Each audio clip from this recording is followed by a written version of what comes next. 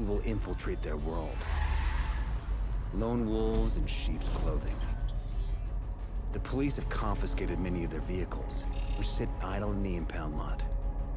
Now, they will be our weapons of war. The racers will think we are their rivals. But now, we are the Reapers. With each time that I go back and watch a scenario such as this, it occurs to me that what I am witnessing was, at one time, a dire warning. How a complete bastardization of the rule of law could take place if we, the people, were to become so complacent with our trust in the institutions that govern us that we allowed them to operate entirely unchecked. In the year 2025, we have come to witness many things in this country which, prior to this, would only have been carried out in speculative works of fiction.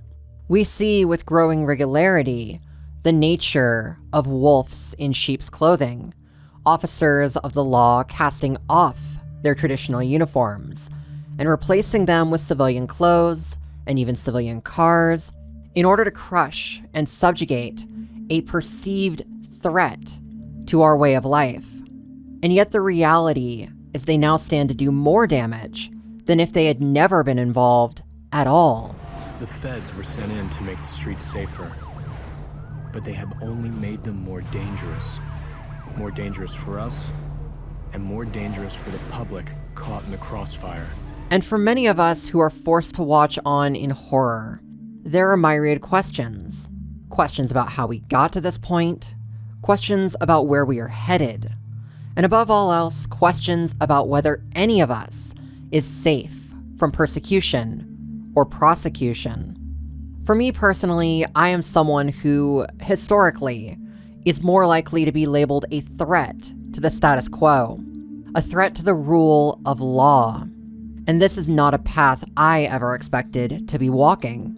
As someone who followed the laws, who worked within the bounds of the courts to affirm the person I am, the reality is I am no stranger to the fact that those laws which once protected me are now at risk of changing in a manner which would result in my being labeled a criminal and subject to prosecution, imprisonment, or worse. When I see the revocation of a person's status being used to facilitate their indefinite detention without due process, what I see is the writing on the wall that it very well could be me next. But more than that, I think what I see is that the enforcers of the law are only one half of the equation. The enforcers would have no power at all if not for the citizens who sought to enable them, to instruct them, to carry out these transgressions through the veil of administrative immunity. I am not you. I am the dirt under your nails. I am the sin you deny at confession. The public asks us to defend them, sanctioning whatever violence it takes. They use terms like necessary force to shelter themselves from the fact that they have sent us to beat, maim, and kill the people who do the same to them. Yes, ordinary citizens who would carry out these heinous acts by themselves if not for their lack of immunity, the lack of plausible deniability. These cowards who most often dish out the most hate and vitriol, yet would never put themselves at risk of being laid out for their empty threats. It is these people who are the most emboldened to support the law being used to do their dirty work. And more than that, perhaps the worst enablers are the ones who see all of this chaos going on and would argue that it has nothing to do with them. That as long as they remain good, law-abiding citizens, they will never have anything to fear. Ignorant to the fact that if those laws change to criminalize their existences for whatever reason, be it political, religious, or even cultural, that their beliefs of plausible deniability will not save them from their own inevitable demise. I have always held the highest respect for law and order, yet this idea of law and order has sought to disrespect me. I understand how we got to this point. I understand what is going to happen next. And I think, after weighing all of the angles, I understand what we need to do about it. So let's talk about it. We are born free, resisting authority, daring to climb, to run, to defy the status quo. But then one day, we break. Throughout time immemorial, humans have been beset with fundamental rights and protections, as well as responsibilities for the preservation of social order. Humans have been free to engage in whatever activities may suit their fancy, so long as these engagements do not adversely affect the people or institutions of which they interact. Yet the determination of what engagements may bring harm to others is the topic of extreme division, depending on one's culture and belief systems. When society comes to a consensus that certain behaviors are harmful, laws are put in place as deterrents. And when that consensus changes to one where those behaviors cause minimal or perhaps even acceptable consequences, the nature of the law is changed to accommodate. This is why actions which may have been illegal in prior generations no longer are, while actions which were socially acceptable back then are now deemed unacceptable. The law is an ever-changing construct because the whims of humans are ever-changing, with many examples of legal statutes being justified by little else than a gut feeling, or perhaps a religious superstition. And as such, many laws which ought to be changed instead become ignored. They are not enforced in any reasonable capacity. Yet doing so ultimately weakens the concept of the rule of law, and this is a fact which is not to be understated. When the laws no longer have teeth, when they become polite suggestions, society breaks down. The public accuses us of intimidation. But the truth is that show of force is preferable to use of force.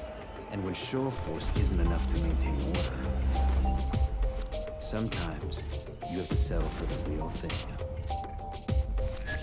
Humans seek to have their beliefs of what is right and what is wrong affirmed by those around them. That if what they believe is wrong, then they do not wish to be right.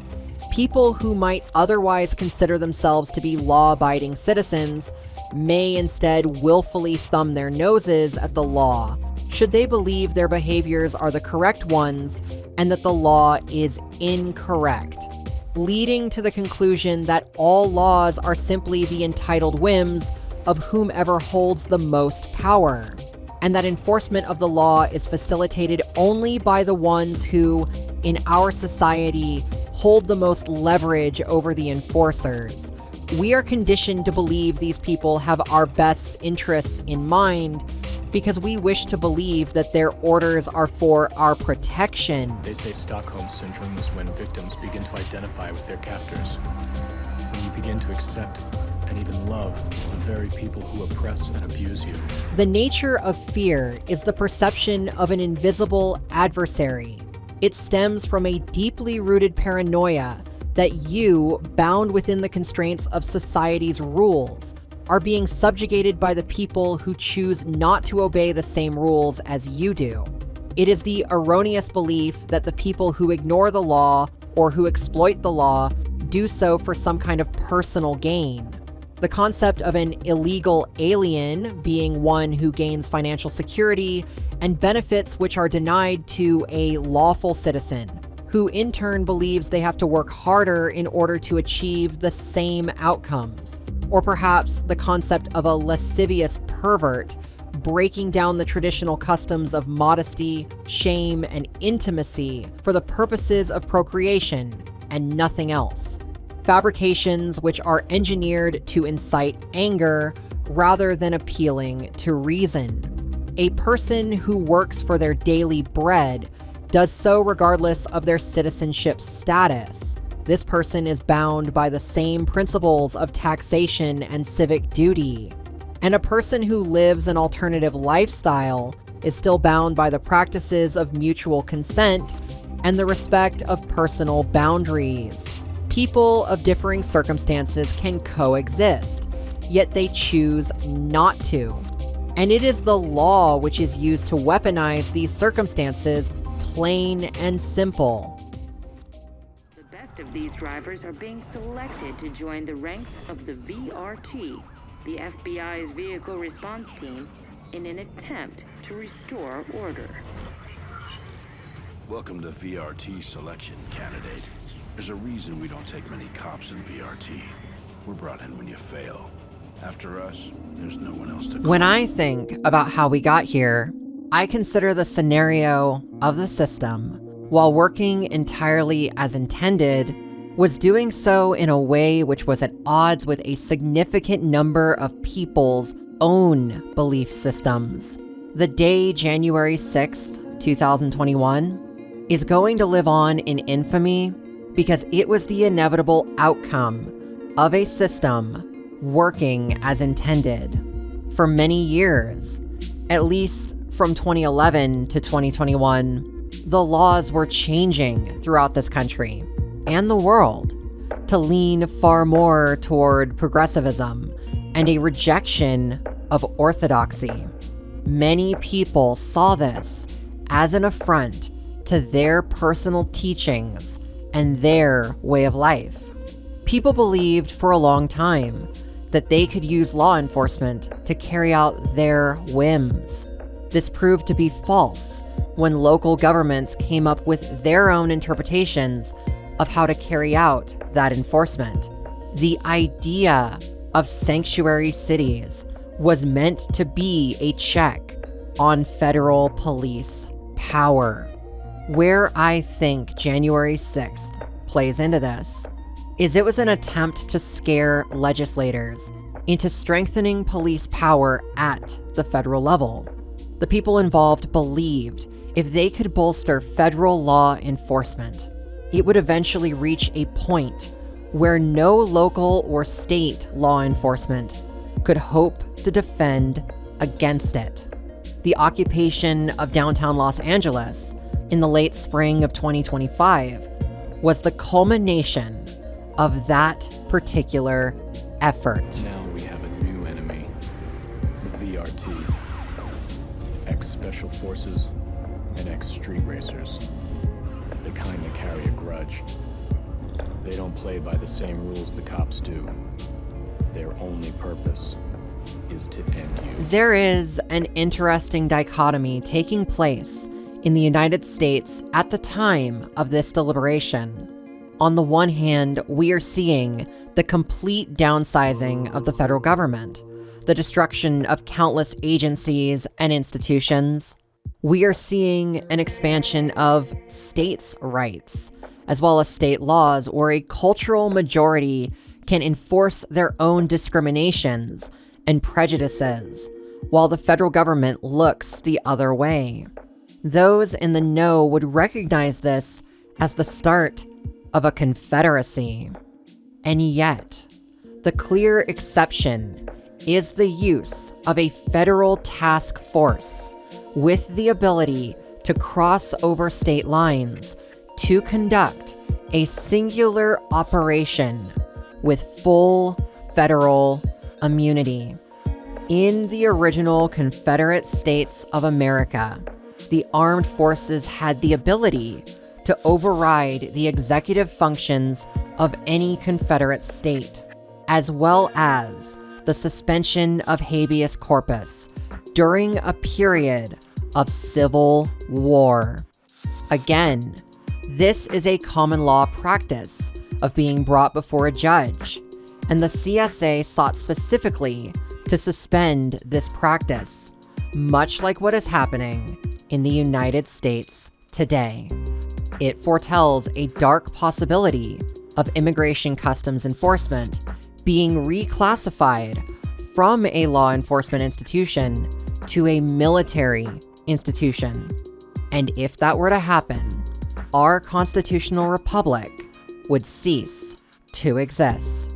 We would be the new Confederate States of America. Perception is reality. Law and order only exists as long as the public believes it. Today, they believe it less than yesterday. The rule of law did not begin with the United States Constitution, nor should that be where it ends. Our system has its roots in common law, which was first defined in the Magna Carta of the year 1215. The extents of law enforcement are to be decided by impartial judges who use the precedent of previous judicial cases to determine future judicial outcomes. And the extent of law enforcement is to apply to all persons, from the lowest peasants to the highest kings. In the event that our constitutional rights were to be invalidated in any major capacity, one could argue that, as a former colony within the English monarchy, we still retain the fundamental common law rights of the English Magna Carta, or at the very least, the original 13 colonies do. For much of the remainder of the country which was not subject to Native American customs, the alternative legal structure would have been Castilian law, dating back to 1256, of which Part 2, Title 1, Law 10, defines the nature of a tyrant and expresses thusly: we also decree that although a person may have obtained the sovereignty of a kingdom by any of the methods mentioned in the preceding law, if he should make a bad use of his power in any of the ways above stated in this law, people can denounce him as a tyrant, and his government, which was lawful, will become wrongful, as Aristotle stated in the book which treats of the government of cities and kingdoms. This is to say that the Spanish Empire believed in the denouncement of unjust law, and acted in accordance with those beliefs. And a lot of Spanish customs were integrated into the territories, which would eventually become U.S. states. In particular, California enshrined many Spanish customs in its own state constitution, and has perhaps the most legal precedent to oppose federal enforcement, with a close contender being the Republic of Texas. The public is outraged after learning that all officers have been cleared in the use of excessive force. While there have been some reports of civil unrest, increased law enforcement presence has prevented any. One racer in particular, codenamed Zephyr, has become viewed as a sort of Robin Hood character after stealing a police car and leading the cops on a massive chase. I have a fear that tends to play out when I look back on what my life could have been if, for example, I had never chosen to transition. If I was a masculine male figure who was able to leverage that privilege into a modest way of life, would that version of me care about the less fortunate? To really explain it, I am someone who has always been treated as a second-class citizen. I've had people try to make me suffer simply for existing. I have been told repeatedly, not only was I wrong to ever try and be happy or to help others, but I should be ashamed for believing I had any right at the discussion table when it comes to helping others in the first place. And in those moments of suffering, I was able to turn to look at others who also were being made to suffer simply for existing.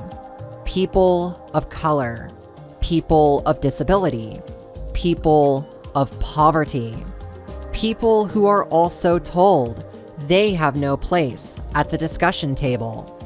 It made me realize that we are all in this together, and that we need to lift each other up however we can, if we all wish to get out from under the umbrella of systemic oppression.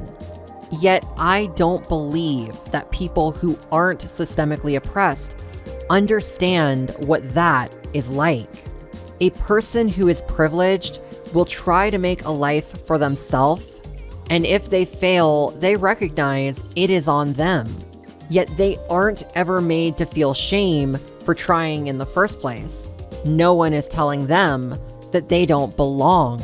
Their failures are recognized as part of being human and are granted a level of sympathy that the marginalized will never get to have. So the people who are privileged always seem to be just a little bit surprised to hear that this systemic shaming exists at all. The bottom line is that fear commands respect. And if you endanger the ungrateful masses we protect, we will command you with everything we've got. And this goes a long way to explain why the masses are so offended by the idea of equity. If someone who isn't oppressed believes that others also are not being oppressed, then for those others to get help, it is seen as an unfair advantage. This makes the onlookers ambivalent to the idea of suffering, and if they are not suffering, then they can look the other way and ignore oppression. When the initial protest movements began in 2025, many of the privileged failed to understand why they were protesting in the first place. When told it was to protect the marginalized, many asked why it was their responsibility to do so. They only felt a surge of true resistance when it appeared as though they too might one day become a marginalized person. And in my darkest moments, I worry that another version of me would be doing the same thing, ignoring inequity because it is not inconvenient to do so. It is going to take more people being viewed as criminals for people to really be afraid enough to take consistent action. And by then, it will be too late. They say we endanger the public, but they are the ones who aren't in control. But they don't want the truth. They want revenge for a crime that was never committed. In 2001, Jeremy Clarkson once wrote in the Sunday Times newspaper, "I really can't understand the new ideas on so-called plea bargaining. The proposal is that the sooner you plead guilty, the more lenient your sentence will be." Come running out of a jeweler shouting, "It was me, it was me," and they'll let you off with a light warning. But plead not guilty to a judge who thinks you are, and you'll be showering with other men for the rest of time. Still, all this is likely to become law. So on that basis, I'd like to say that I'm going to London tomorrow morning and will be driving on the M40 between junctions 8 and 1 at speeds in excess of 95 miles per hour. It is a rather silly anecdote, and yet it is laced with a fundamental truth. The willful defiance of law is often more universally accepted than the obfuscation of it. If you try to hide your crimes, that is an admission that you believe what you are doing is wrong. Yet if you declare them openly, that is a clear argument that you believe what you are doing is right. And really, it is this which ties everything together. In a world where many of us may be criminalized for one reason or another, due to a justice system that is coming apart at the seams, perhaps the best weapon against that eventuality is the idea of mutual self-righteousness. What we do may be perceived by some as wrong, but if others come to our defense and lend credence to our actions, then the court of public opinion shifts. If one side can look the other way on various injustices, so can the opposing side. Force must always be met with force, and excessive force must be responded to accordingly. As all of this continues to play out, we are going to see more people taking the law into their own hands. small communities have been the first to rise up, rallying against the nature of insurgency and towing the line of force met with force. We foresee the potential for this splintering to result in a population shift, as those of one ideology congregate in one community and those of another ideology congregate in their own. Would this result in a second civil war? That is the question which nobody has an answer to. And yet, this action may be necessary regardless. In order to avoid unjust persecution, the marginalized must be shielded by the people who support who they are and what they do. This means a rejection of established law if there is a belief it is no longer just. It is a drastic action, one which the people will have to accept the consequences of one way or another. This is an open manifesto to all street racers. I am not your enemy. I am not a threat. I am your rival. I will make you drive harder. I will give you purpose. The police have called us a network of racers and classified us as an organized criminal enterprise. Until today, this was a lie. Until today, we were not organized and we were not a coordinated network of outlaws. But today, the lie becomes true. We are all criminals. No matter who we are or what we do, there will always be someone who takes offense to the ways in which we live our lives. The supreme law of the land was an experiment, one which our society has ultimately failed. And this is where I leave you all with a choice. Do you choose to project indifference while fearing the day your obedience will no longer save you? Or do you choose to fight for who you are to the very last breath? Whatever you decide, you have to risk it all if you want any of this to matter.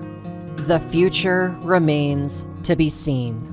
In moments like this, I think back to The Matrix Reloaded, when asked if the prophecy won't come true, Morpheus says, "Then tomorrow we may all be dead." But how is that different from any other day? Thank you for watching, and may you find the answer you can believe in.